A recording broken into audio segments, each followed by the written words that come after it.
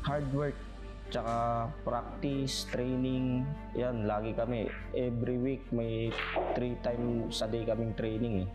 Tsaka yun, yung drilling, yung pagtuturo sa amin ng mga kakulangan namin ng coach namin, tsaka syempre yung motivation ng team owner namin.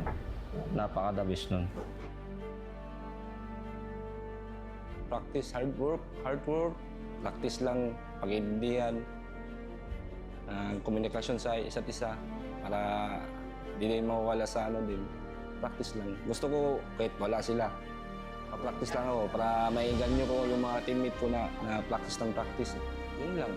Wala namang ibang ano, kaya na magpanalo lang sa liga o mag-champion. Practice lang. Tsaka disiplina din. Kailangan disiplina.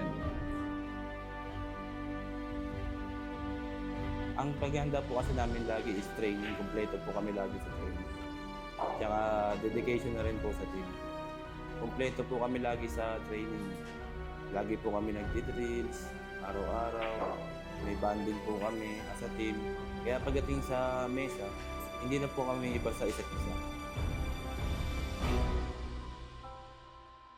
Kung babalikan natin ang kasaysayan ng Sharks Billiards Association, may isang pangalang hindi mo pwedeng kalimutan. Taguig Stallions.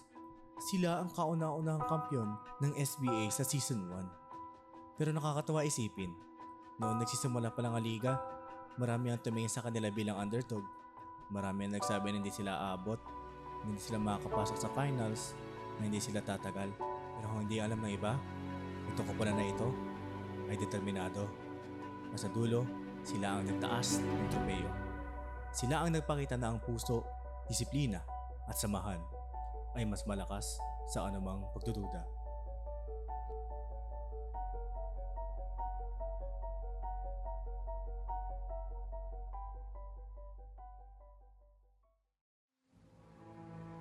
Bago ako mag-bilyar, basketball muna. Sa bilyard, nakikita ko kasi yan sa television, yung mga laban ni Champ Efren Batares.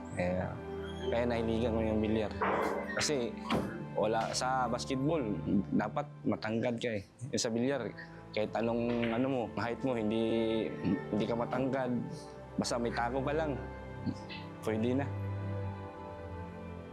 Sa airpot ko kasi sama-sama ako sa kanya dati nung mga bata ako. Hanggang sa natututo ako, hanggang sa nakailigan ko. Pero unang-unang natutunan ko, pool talaga.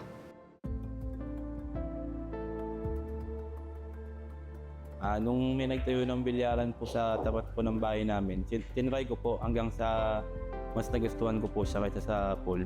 Hanggang sa kada umaga, bago ako pumasok, nagpupunta po ako rin para mag-ensayo.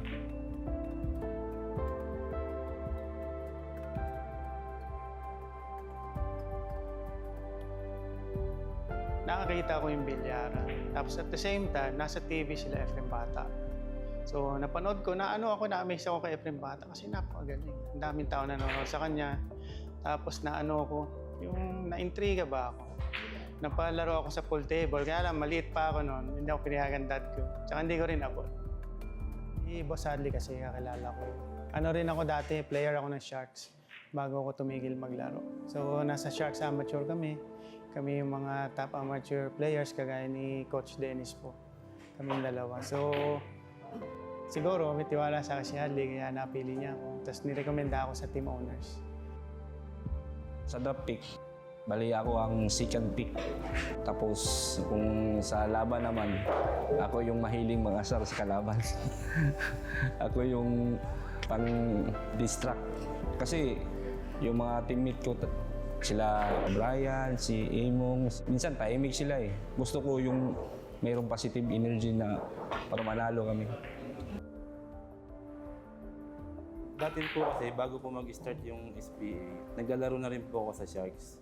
Kumbaga, parang nakuha po nila ako, parang nakitaan po nila ako ng galing na pwede pong kunin natin itong player na to, baka pwede pong mag-champion, gano'n.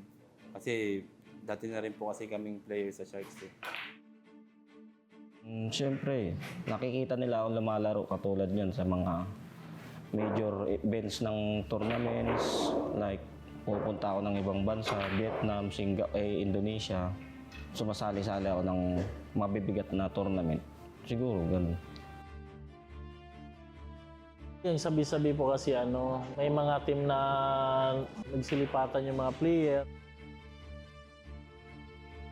Kukuha raw ng bagong player. Siyempre, naisip ko rin na pwedeng mabilong sa ganong team. Siyempre, para sa akin, maganda pa rin yung napili ng nag-champion nung una kasi yun yung kilala na ito, nag-champion na tong team na to, mukhang matibay ito. Yung nalaman ko lang na bilong ako sa napili ako sa Taguig Stallion. Nakarating sa akin na binild up po ako ng ibang player na ganito, si Totong Tugatog po, magaling po to, ganun. Masaya ako na nandito na ako. Yun nga, pinagpipilian nila. Siyempre, alam ko mas magaling naman sa akin talaga yung galing din dito. Una silang na ron, pero talagang pinili na ako. Masaya po, thankful po and grateful po na masaya po para sa lalo na po unang-unang season po nag-champion na po agad kami. Siyempre, hindi mo yun sa isip mo na kaya ko rin talagang makipagsabayan kahit kanino. Napakasaya. Tapos naging tulong din sa akin dahil mayroon akong sahod na makukuha para din sa akin, para din sa pamilya ko. Proud ako. Proud ako sa sarili ko na naging konektado sa SB. Naging player din. Masaya naman din dahil yun yan tinuturo ni Kap at saka ni Coach. Okay naman talaga. Kasi bihira talaga ako minsan mag-ensayo eh. Bihira ako mag-ensayo. Mag-ensayo ako, saglit lang dito nakakapag-ensayo ako na maayos. Kaya nagpasalamat din ako kay Coach na kinuha niya ako na Coach Jenard na sa Taguig. Sabi ko, di okay. Sabi ko, Coach, dito na lang ako. Sabi ko sa kanya. Wala naman yung pressure. Natural lang sa amin mga player, natural lang po yung medyo may konting kaba. Pero kailangan marunong rin magdala na kung paano dadalhin din yung pagdating sa laban. Nakakaramdam akong takot yung mas mahina sa akin. Kasi minsan talagang yun pa yung tatalo sa'yo eh. Pero sa magagaling, wala na kasi yun na yun eh. Alam natin magaling sila, kailangan mong higitan pa. Yung anong ginagawa namin sa season 1, yung practice namin, mas dublehin o triplehin pa namin. Mas lalo pa namin pag-iigihan yung pagpapractice. Kasi lahat naman umuubos ng bola eh. Anybody's game naman. Kung anong training na ginagawa nila dati, yun din yung ginagawa nila ngayon. Tapos bilang player, sasunod na lang po ako na ganun gagawin para makamit uli yung magja-champion uli. Ganun pa din po. Wala rin pong pagbabago. Training lang po.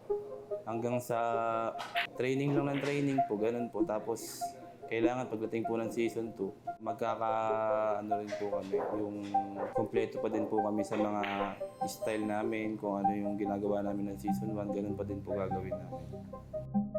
Minsan, pero madalas yung training na focus talaga. Drills, tapos yung doubles. Nagpe-pairing ko sila, tinitingnan ko sino yung pinakamatibay na pairing. Kasi mga bagong players. Tinitingnan ko kung sino compatible kay ganito. Pero kung kilala mo ang Taguig Stallions, alam mong hindi doon nagtatapos ang kwento. Pumasok sila na may dalang bagong gigil at may isang bagay na malinaw sa mga mata nila. Hindi para patunayan ang sarili sa iba, kundi para ipaalala kung sino sila. At doon mo makikita ang tunay na karakter ng koponan. Kapag nadapa, babangon. Kapag nagkulang, babawin. At kapag dumating ang pagkakataon, kukunin nila ito ng buo. Ito ang Taguig Stallions.